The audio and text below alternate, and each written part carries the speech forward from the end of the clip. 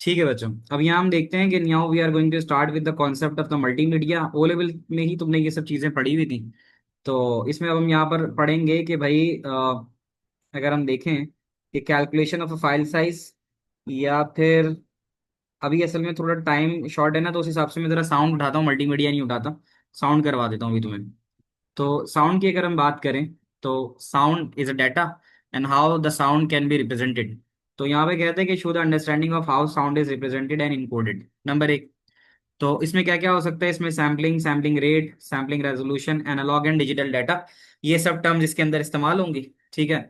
और फिर आपका क्या इम्पैक्ट आएगा फाइल साइज एंड एक्यूरेसी पे अगर आप सैम्पलिंग रेट और सैम्पलिंग रेजोल्यूशन को चेंज करोगे।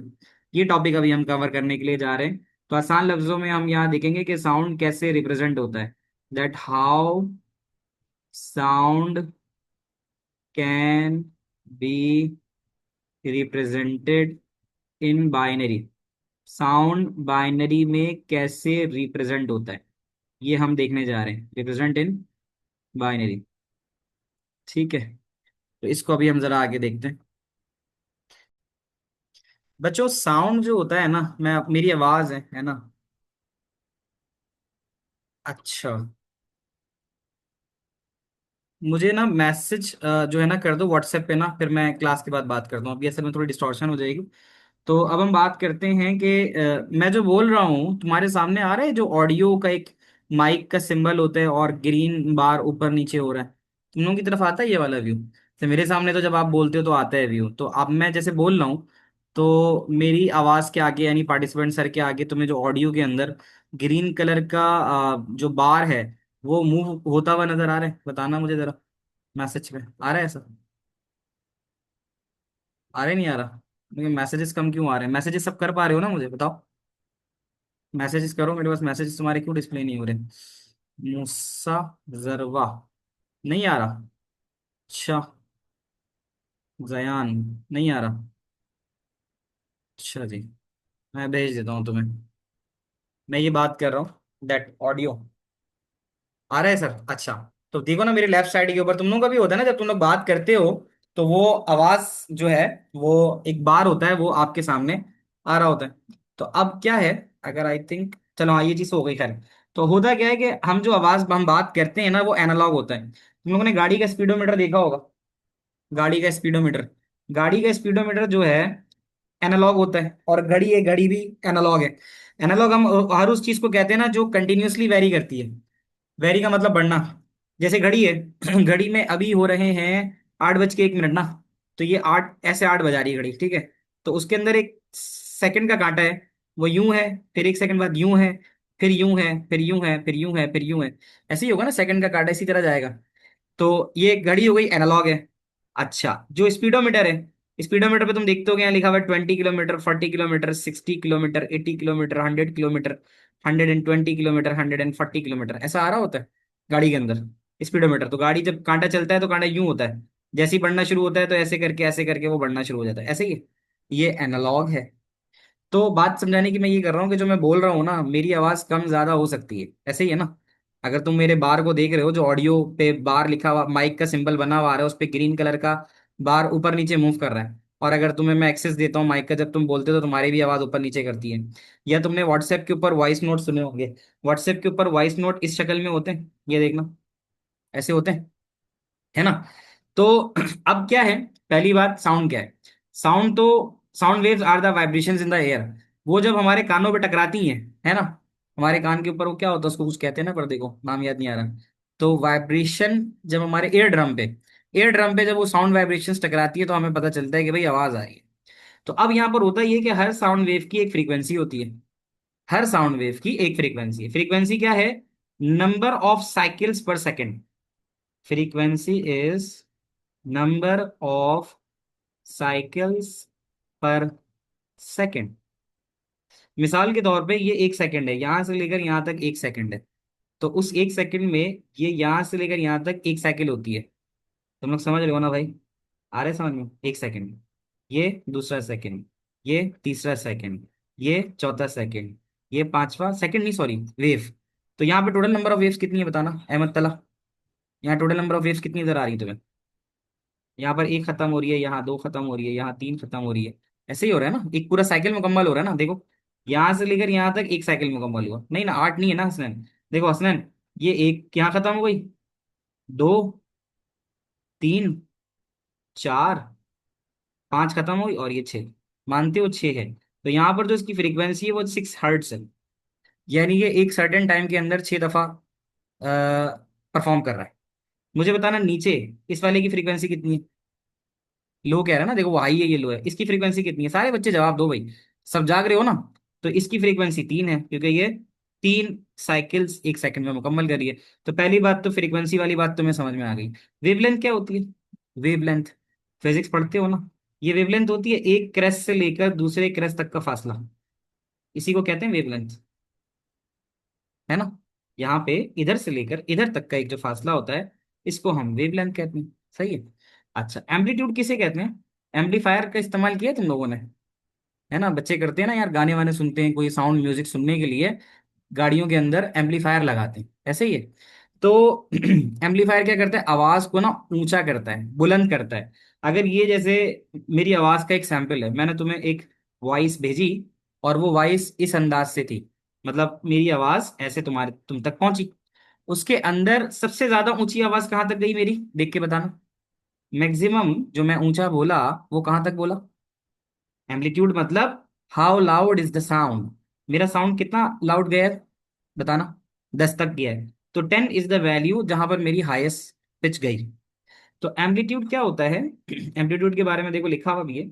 Amplitude refers to the loudness of sound. Amplitude का मतलब होता है कि साउंड कितना लाउड है। मैं भी बोल रहा हूं, अचानक मेरी आवाज तेज हो गई, एम्पलीट्यूड बढ़ गया। अचानक मेरी आवाज हल्की हो गई, मेरा एम्पलीट्यूड कम हो गया। तो क्या तुम लोग को यहाँ तक की बातें समझ में आई? ये छोटी छोटी टर्म ना 1 मार्क की आती है, इसलिए मैंने तुम्हें समझा दी है। यहाँ पर फ्रीक्वेंसी क्या है? ये जो साइकिल है 1 सेकंड में, ये फ्रीक्वेंसी है। यहां से लेकर यहां तक का फासला वेवलेंथ है।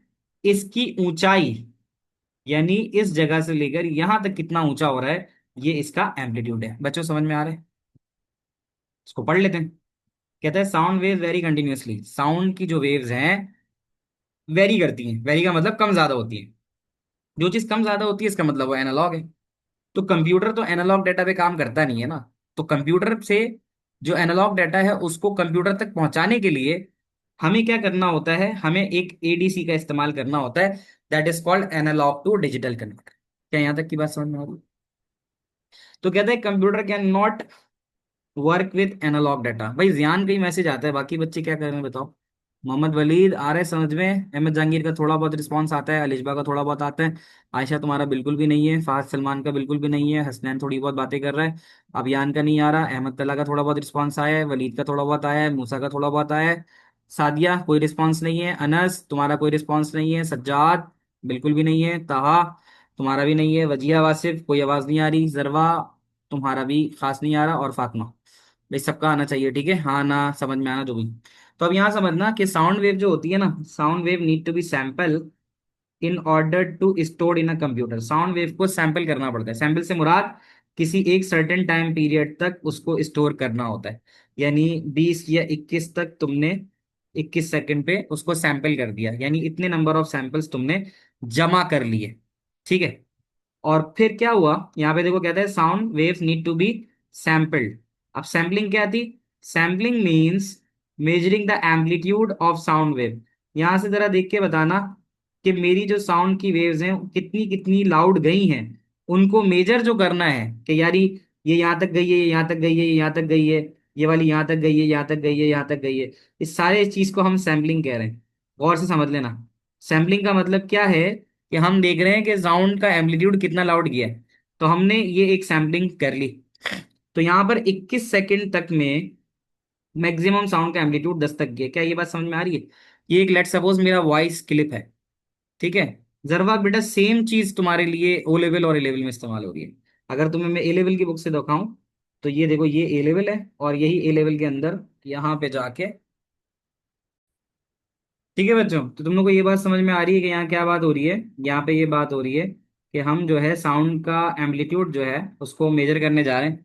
इसके लिए हमारे पास इस तरह का एक सवाल आ सकता है कि हमें यहाँ पर एक स्निपेट दिया हुआ होगा साउंड का। इसमें हमने देखना है कि मैक्सिमम साउंड की वैल्यू कितनी आ रही है, 10 आ रही है। मुझे बताओ 10 का बाइनरी रिप्रेजेंटेशन क्या होगा।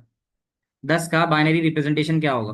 जल्दी जल्दी बताओ, 5 मिनट में क्लास खत्म करनी है हमने। साउंड का बाइनरी रिप्रेजेंटेशन क्या होगा। कंप्यूटर तो एनालॉग समझता है नहीं है ना। तो अभी अगर 10 आ रहा है, तो 10 को तुम 1248 में अगर लिखो तो 8 और 2 10, 1010 होगा, है ना, मानते हो। अच्छा मुझे बताओ दूसरे सेकंड पे साउंड का सैंपल, साउंड का एम्पलीट्यूड क्या आ रहा है। दूसरे सेकंड पे बताओ, दूसरे सेकंड पे साउंड का सैंपल 4 आ रहा है, देखना। और तीसरे पे साउंड का सैंपल 9 आ रहा है, देखना। मैं पॉइंट लगाते जा रहा हूँ। चौथे सेकंड पे साउंड का सैंपल 0 आ रहा है, देखना। अरे, तो इसका क्या मतलब होगा कि जब तुम इस एनालॉग को बाइनरी में कन्वर्ट करोगे, तो तुम्हारे पास पहले सेकंड पे जो साउंड का सैंपल आ रहा था वो 10 आ रहा था। तो उस 10 को रिप्रेजेंट कराते हो तुम 1010 से, ये बात मानते हो। ये 1010 1248 से बनाते हैं हम। अभी स्क्रीन पे तुम्हारे आ रहा होगा, चेक करो। 1010 आ रहा है, बात समझ में आ रही है। और दूसरे का जो आ रहा था वो 4 आ रहा था, ठीक है। तो एनालॉग से बाइनरी में जा रहे हैं। 4 के लिए क्या होता है, 4 के लिए होता है 0010। 4 के लिए यही होता है। सेकंड के ऊपर अगर तुम गौर करो, नंबर 2 सेकंड के ऊपर एम्पलीट्यूड 4 था, तो मैंने 4 की बाइनरी बना दी। इस तरह से होता है कन्वर्जन। इसी तरह जो थर्ड था, थर्ड के ऊपर आ रहा था 9, देखो। थर्ड पे आ रहा था, थर्ड पे 9 आ रहा है, आ रहा है। तो अब क्या करना है, 9 बनाने के लिए तुम्हें क्या करना होगा, 1001। और चौथे के ऊपर जो आ रहा था वो आ रहा था 0, तो 1 2 3 4। अब तुम लोग समझ पा रहे हो क्या हो रहा है ये। तो वो यही कह रहा है कि टाइम इंटरवल 1 के ऊपर जो अप्रोक्सीमेट एम्पलीट्यूड था 10 था, तो 10 को तुम क्या बना दोगे, 1010। टाइम अगर 2 के ऊपर बात करो तो 2 के ऊपर 4 आता है, तो ये कितना हो जाएगा, 4 के लिए 0010। क्या ये बातें समझ में आ रही हैं।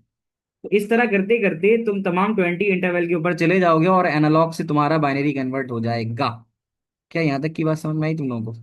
इस तरह से हमने क्या किया कि इस एनालॉग वैल्यू को बाइनरी में कन्वर्ट कर दिया। Is that clear to everyone. एक तो ये बात आ गई। इसका एक सवाल आता है, how sampling is used to record a sound clip. ये जो ऊपर था ये साउंड क्लिप था नहीं था। तो वो जो ऊपर मैंने समझाया है ना, उसका आंसर लफ्जों में यहाँ बयान हुआ हो। उसका आंसर लफ्जों में यहाँ बयान हुआ है, कैसे। The amplitude of sound wave is first determine. सबसे पहले तुम एम्पलीट्यूड डिटरमाइन करते हो, what is the maximum amplitude here, 10। तो तुम साउंड एम्पलीट्यूड यहाँ पे डिटरमाइन करते हो, number 1, at set time interval. Set time interval का मतलब कि तुम देख लेते हो कि कितना टाइम इंटरवल होना चाहिए। इसने यहाँ पर 20 तक का लिया है, 20 तक का लिया है, तो पहला पॉइंट तो ये आ गया। एट सेट टाइम इंटरवल पे आपने एम्पलीट्यूड ऑफ साउंड वेव को रिकॉर्ड किया। तुम लोग समझ रहे हो मेरी बात। अच्छा सेकंड क्या कहता है, सेकंड कहता है this gives approximate representation of sound wave. तो आपके पास तस्वीर देख के आपको पता चल गया कि भाई साउंड वेव की अप्रोक्सीमेट रिप्रेजेंटेशन क्या है। फिर कहता है कि each sample of sound wave is then encoded as series of binary digit. तो ये जो हमारे पास इसकी वैल्यूज आ रही थी, 10 और 4 और फिर ये 0, क्या इन तमाम वैल्यूज को हमने बाइनरी में कन्वर्ट किया नहीं किया, बताओ। तो वो यही बात जो बता रहे हैं, जो ऊपर हमने समझी है, उसको उसने यहाँ पर इन 3 पॉइंट्स में दिया है। तो ये 3 पॉइंट्स में आ सकता है, ये जो सवाल है ये आ सकता है 3 मार्क का, कि भाई how sampling is use to record a sound clip. तो फिर आप बता सकते हो कि भाई ये 3 चीजें यहाँ पर इस तरह से होंगी, तो आप ये काम कर सकते हो। अब बताना क्या ये बात तुम लोगों को समझ में आती है। तो ये इसका जवाब आ गया जो ऊपर मैंने समझाया था। अच्छा, अब क्या है यहाँ पर एक चीज है, मुझे एक बताना। अभी हमने देखा था कि 10 को रिप्रेजेंट कराने के लिए 4 बिट्स लग रहे थे, ऐसा ही है। अगर मैं कहूं कि मेरे पास हो जाए, साउंड का एम्पलीट्यूड चला जाए लेट सपोज 32 तक, 32 तक, तो क्या ये 4 बिट में आ पाएगा, 1248। अगर मेरा साउंड का एम्पलीट्यूड 10 से बढ़कर 32 तक चला जाए, तो क्या मेरे पास 4 बिट इस्तेमाल हो सकती है, नहीं ना। फिर जाहिर है मुझे 1248 के बाद 16 भी लेना पड़ेगा। तो हो जाएगा 16 और 8 24 और 4 28 29 30 31। तब भी नहीं हो पाएगा। फिर मुझे क्या लेना पड़ेगा, मुझे छठी बिट लेनी पड़ेगी। तुम लोग बात समझ रहे हो मेरी। 1 2 3 4 5 6। तो साउंड के एम्पलीट्यूड को देखते हुए हम बिट्स का तयन करते हैं कि साउंड का एम्पलीट्यूड कितना हाई है, तभी हम उस हिसाब से उसकी नंबर ऑफ बिट्स लें। यहां पर साउंड का एम्पलीट्यूड 10 तक था, तो 10 के लिए कम से कम 4 बिट तो लगेंगे ना। 10 के लिए 1248 से कम में तो बात ही नहीं बनेगी ना। क्योंकि अगर तुम 3 बिट लेते हो तो तुम ज्यादा से ज्यादा 7 एम्पलीट्यूड तक जा सकते हो। तुम लोग मेरी बात समझ रहे हो। अगर 1 to 4 लोगे तो 7 हो गया, तो 7 इसका मतलब है कि तुम अगर 3 बिट लोगे तो तुम 7 के बाद कोई वैल्यू नहीं डाल सकते। आप 7 के बाद कोई वैल्यू नहीं डाल सकते, तो अगर आपको 10 एम्पलीट्यूड तक जाना है तो आपको 4 बिट्स लेनी पड़ेंगी। तो वो जो 4 बिट आप लेते हो बेटा, उसको आप कहते हो सैम्पलिंग रेजोल्यूशन। जो 4 बिट लेते हो उसको आप क्या कहते हो? Sampling resolution. तो यहां से एक डेफिनेशन समझ लेना, number of bits use to represent sound amplitude. तुम्हारे पास मैक्सिमम साउंड एम्पलीट्यूड 10 आ रहा था, उसके लिए तुम्हें मैक्सिमम नंबर ऑफ बिट्स कितनी रिक्वायर्ड थी? 4 बिट। तो वो ये कहता है सैम्पलिंग रेजोल्यूशन क्या है? सैम्पलिंग रेजोल्यूशन है कि number of bits use to represent sound amplitude जितना होगा, उसको बाइनरी में लाने के लिए जितनी बिट्स दरकार होंगी, वो सारी की सारी चीजें हमारी क्या कहलाती हैं? Sampling resolution. क्या ये बात समझ में आती है? बताना। इसको बिट डेप्थ भी कहते हैं, this is also known as bit depth. तो यहां देख लो, लिखा हुआ भी है कि number of bits use to represent smallest unit in a sound file. तो एक साउंड फाइल के अंदर किसी भी एम्पलीट्यूड को रिप्रेजेंट करने के लिए जो नंबर ऑफ बिट लगती है, उसको हम बिट डेप्थ कहते हैं। क्या तुम्हें बिट डेप्थ की डेफिनेशन यहाँ याद रहेगी? बताना मुझे। बिट डेप्थ क्या है? Number of bits use to represent, हालांकि लिखा हुआ भी है लेकिन मैं फिर लिख के तुम्हें बता रहा हूं, रिप्रेजेंट साउंड एम्पलीट्यूड। साउंड के एम्पलीट्यूड को मेजर करने के लिए जितनी बिट्स रिक्वायर्ड होती हैं, वो आपके पास कहलाती है सैम्पलिंग रेजोल्यूशन। अब अगर आप, अच्छा एक बात ये आ गई, फिर क्या होता है कि आप ज़ाहिर है, एक चीज कहलाती है, फिजिक्स में आप पढ़ते होगे, रेट। रेट जब भी किसी चीज के साथ लगता है तो इसका मतलब होता है कि इसमें टाइम इन्वॉल्व हो रहा है। तो एक छोटी सी डेफिनेशन बस याद रख लेना, that is the definition of sampling rate. Sampling rate में क्या कहता है? Sampling rate is the number of sound samples taken पर सेकंड। एक सेकंड में साउंड के कितने सैंपल लिए जाते हैं, ये सिर्फ रटने की डेफिनेशन है। तो बस ये याद रख लेना कि number of sound samples taken पर सेकंड, एक सेकंड में साउंड के कितने सैंपल आते हैं, वो आपके पास उसका सैम्पलिंग रेट कहलाता है। तो अगर आपके पास 1 हर्ट्ज है तो इसका मतलब है 1 सैंपल पर सेकंड। अगर आपके पास 4 हर्ट्ज है तो इसका मतलब है 4 सैंपल्स इन 1 सेकंड। क्या ये बात समझ में आती है बेटा? एक आखिरी चीज इसके अंदर है जो आपसे पूछ रहा था, उसको देख लेते हैं। यहां देखना बेटा, वो आपसे ये कहता है कि using a higher sampling rate और a larger resolution will result in more faithful representation of original sound. तुम लोग हाई डेफिनेशन साउंड अगर इंटरनेट से डाउनलोड करते हो, तो वहां पे डाउनलोड करने पे क्या होता है, एक तो तुम्हें बहुत डायनेमिक रेंज मिल जाती है, आवाज बहुत अच्छी होती है, साउंड बहुत अच्छा आ रहा होता है। तो इसके कुछ फायदे होते हैं, ये जरा याद रख लेना कि अगर आप हायर सैम्पलिंग रेट इस्तेमाल करते हो तो आपकी साउंड क्वालिटी बड़ी अच्छी हो जाएगी। आप जाके इंटरनेट से अगर हाई क्वालिटी हाई डेफिनेशन का साउंड डाउनलोड करते हो, लिखा हुआ होता है ना कि 128 kbps, 366 kbps, याद है? देखा है कभी? अगर इंटरनेट से कभी आपने साउंड जो है डाउनलोड किया हो, कोई म्यूजिक किया हो, तो उसमें वो कहता है कि आप किस तरह का करना चाह रहे हो, हाई डेफिनेशन करना चाह रहे हो, लो डेफिनेशन। हाई डेफिनेशन करते हो तो उसके अंदर इकोनॉमिक्स की क्लास शुरू होने वाली है, आधा मिनट दे दो बस, आधे मिनट बाद चले जाना। तो यहाँ पर जो बात हो रही थी वो क्या हो रही थी कि भाई बेटर साउंड क्वालिटी होगी अगर आप अच्छी सैम्पलिंग रखोगे, लेस साउंड डिस्टॉर्शन होगी, साउंड बड़ा क्लियर होगा, लार्जर डायनामिक रेंज होगी। नुकसान साथ साथ क्या होगा कि आपकी फाइल साइज ज्यादा होगी, उसको ज्यादा टाइम लगेगा ट्रांसमिट करने में, और उसकी प्रोसेसिंग पावर जो है वो ज्यादा रिक्वायर्ड होगी। तो ये ओवरऑल तुम्हारा साउंड का जो टॉपिक था, वो यहाँ पर हमने यहाँ पे कवर किया। तुम लोग को यहाँ तक सारी चीजें समझ में आती हैं? ठीक है। तो you guys are allowed to leave, class का फीडबैक छोड़ जाना। इंशाल्लाह फिर नेक्स्ट क्लास के अंदर जो है ना वो नया टॉपिक स्टार्ट करेंगे। ठीक है जी, अल्लाह हाफिज।